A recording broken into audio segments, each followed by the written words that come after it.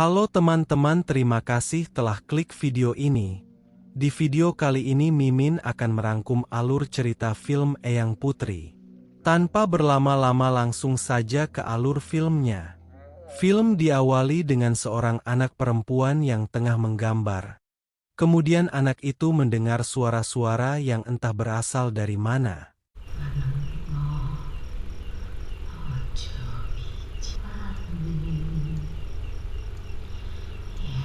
Dia pun menyebut-nyebut nama Eyang dan tampak mencari sumber suara itu.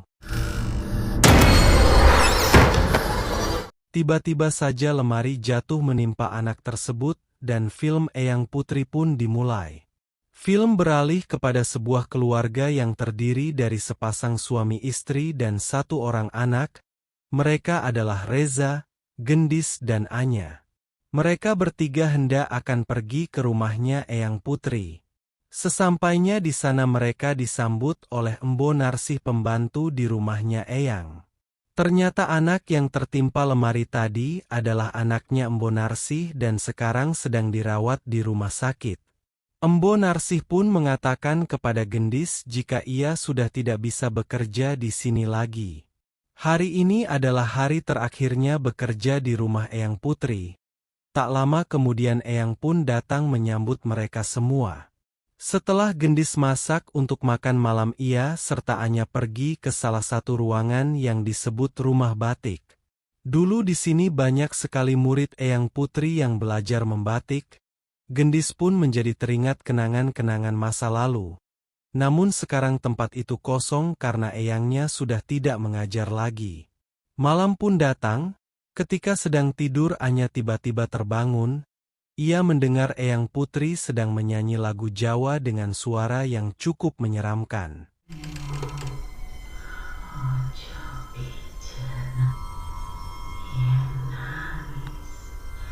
Karena penasaran, Anya mencoba mendekati kamar Eyang Putri. Anya melihat Eyang sedang tidur sambil berjalan dan menjedotkan kepalanya ke tembok.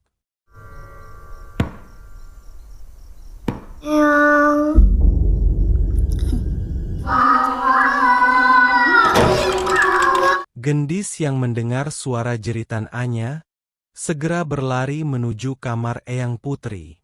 Keesokan paginya mereka berkumpul di meja makan untuk sarapan bersama. Terlihat Eyang baik-baik saja dan tidak ada yang aneh sama sekali. Kemudian datanglah Bude Laras yang merupakan salah satu anaknya Eyang.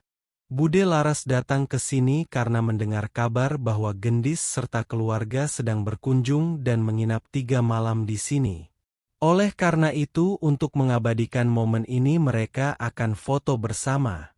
Sore harinya mereka semua pergi ke makam untuk berziarah ke kuburan suami Eyang. Di sini sikap Eyang mulai aneh lagi, hal ini pun membuat Gendis kebingungan. Eyang tadi ngomong apa? Di rumah Gendis memberitahukan Reza bahwa sikap Eyang itu aneh. Selain itu Eyang kerap tidur sambil berjalan. Mereka tidak tahu mengapa Eyang seperti itu. Maka Reza menyarankan agar Gendis membuat sebuah gelang dari manik-manik.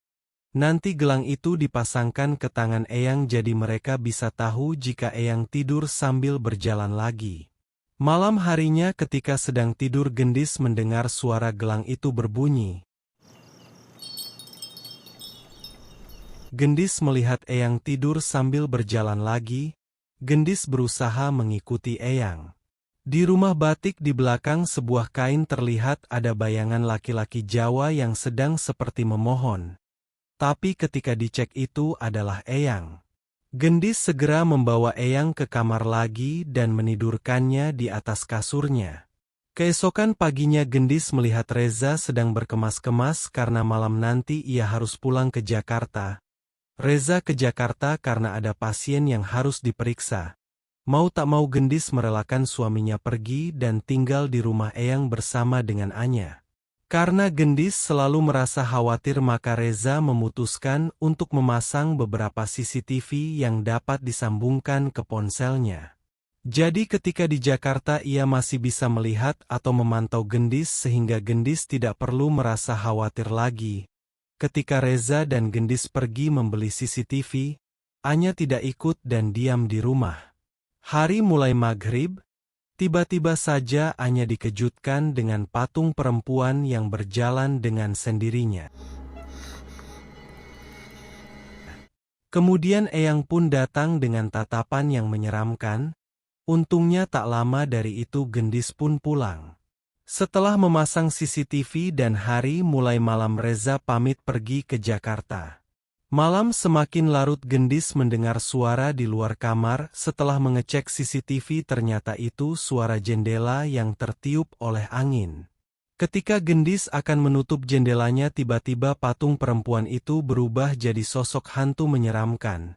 Ketika waktu subuh setelah Gendis selesai sholat, ia melihat ada seseorang di rumah ini. Ternyata orang itu adalah Bu Ajeng, mantan murid batiknya Eyang. Ia kemari karena ingin mengembalikan peralatan batik yang sempat ia pinjam. Paginya Gendis menyuapi Eyang sarapan. Terlihat keadaan Eyang semakin hari semakin memburuk. Saat Gendis cuci piring, ia mulai diganggu makhluk gaib. Ia mendengar suara di dalam kendi.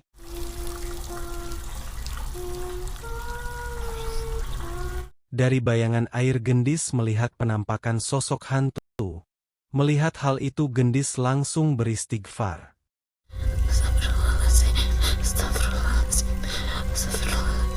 Ia langsung mengeluarkan foto-foto kaligrafi dan memajangkannya kembali di dinding rumah. Seketika rumah pun bergetar yang membuat pot bunga jatuh dan hancur. Di dalam pot bunga itu ada sebuah telur. Betapa terkejutnya ia ketika melihat telur itu isinya merah dan ada pakunya juga. Gendis yang takut pun menelepon Reza namun tidak diangkat. Sore harinya Gendis berusaha tetap tenang. Ia akan memandikan Eyang Putri sambil membaca ayat kursi. Gendis mulai menyeka tubuh Eyang. Secara mengejutkan tubuh Eyang mengeluarkan beling. Gendis rasa Eyang terkena santet. Ia pun menelepon Bude Laras karena tidak tahu harus meminta tolong kepada siapa lagi. Bude menenangkannya dan akan mengusahakan agar besok bisa datang ke rumah Eyang. Malam pun datang kembali. Reza tidak sadar jika Gendis sudah menelponnya beberapa kali. Gara-gara dari siang HP-nya dimatikan. Reza mengecek keadaan Gendis melalui CCTV. Ia melihat Gendis sedang menggambar di kamar di sebelahnya Anya yang sudah tertidur. Reza menelepon lalu mengatakan jika Gendis jangan menggambar tokoh seram di dekatnya Anya. Namun Gendis menjawab bahwa dirinya ada di ruang tamu. Berarti perempuan yang ada di kamar ini siapa? Gendis langsung berlari ke kamar namun tidak melihat siapa-siapa. Melalui CCTV setan itu tersenyum kepada Reza. Merasa ada yang tidak beres, Reza pun segera menuju rumah Eyang Putri kembali. Sementara itu Gendis melihat di luar rumah ada mobil. Ternyata mobil itu milik Bu Ajeng yang tiba-tiba sudah ada di rumah dan sedang berada di ruang batik. Terlihat Bu Ajeng seperti menguburkan sesuatu. Berasa penasaran dengan hal itu. Keesokan harinya Gendis langsung membongkar ubin ruang batik. Lalu ia menemukan tanah serta selembaran kertas yang sudah dinamai Eyang Putri. Di sini Gendis curiga bahwa Bu Ajeng lah yang telah menyantet Eyangnya. Gendis rasa Bu Ajeng melakukan ini agar tidak merasa tersaingi dengan usaha batiknya. Karena Bu Ajeng sendiri memiliki toko batik di kampung ini. Gendis dan Reza segera mendatangi toko Bu Ajeng lalu melabraknya, tetapi Bu Ajeng malah terkejut karena Gendis mengambil jimat-jimat yang telah ia tanam. Sebenarnya jimat itu adalah kertas dan tanah yang sudah dibacakan ayat-ayat suci sebagai penangkal hal-hal buruk bagi Eyang Putri. Ia tidak pernah sedikit pun memiliki niat buruk kepada Eyang. Karena Eyang itu adalah gurunya. Berarti Gendis telah salah faham. Bu Ajeng rasa jika ada seseorang yang telah menyuruh dukun untuk menyantet Eyang Putri. Di sisi lain Anya yang sedang bermain squishy mendengar seseorang sedang nyinden. Ternyata orang jahat atau orang yang mengirimkan santet itu adalah Bude Laras. Ternyata juga Bude Laras merupakan anak tirinya Eyang Putri. Saat pembagian warisan ayahnya memberikan semua hartanya kepada Eyang Putri dan ia tidak mendapatkan apa-apa. Maka dari itu ia dendam dan merasa Eyang Putri telah mempengaruhi ayahnya. Maka dari itu untuk membalaskan dendamnya ia mengirimkan santet melalui patung perempuan yang selama ini terpajang di rumahnya Eyang. Bude Laras mengikat Anya di kursi. Sementara itu ia akan membatik di kulitnya Eyang. Seperti yang kita tahu cat batik itu panas sekali. Terlihat kulit yang melepuh dan bercorak batik. Setelah itu Laras membisikkan Eyang agar bunuh diri. Untungnya mereka semua datang tepat waktu sehingga Eyang masih bisa terselamatkan. Bu Ajeng tak berhentinya berkomat-kamit membaca zikir kemudian ia menemukan dukun yang mengirimkan santet kepada Eyang Putri. Dengan dilempari tasbih yang sedang digenggamnya dukun itu seketika menghilang.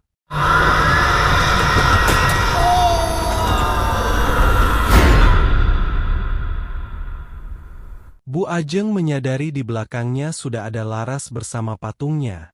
Tanpa mereka sadari Eyang diseret oleh sosok gaib. Eyang dibawa ke sebuah ruangan yang mana di ruangan itu ada Bude Laras yang sedang mencekik Bu Ajeng. Reza yang melihat itu segera mengambil tindakan. Ia pun langsung menghancurkan patung itu sehingga semua santet dan hal-hal gaib seketika menghilang. Setelah semua kejadian itu kini Eyang Putri sudah sembuh dan seperti biasa kembali. Sementara itu Bude Laras dirawat di rumah sakit jiwa dan selalu diikuti oleh makhluk gaib yang selama ini selalu ia puja dan film pun selesai. Sesungguhnya harta bisa merubah sikap manusia menjadi gelap mata. Sampai bertemu di alur film lainnya. Bye.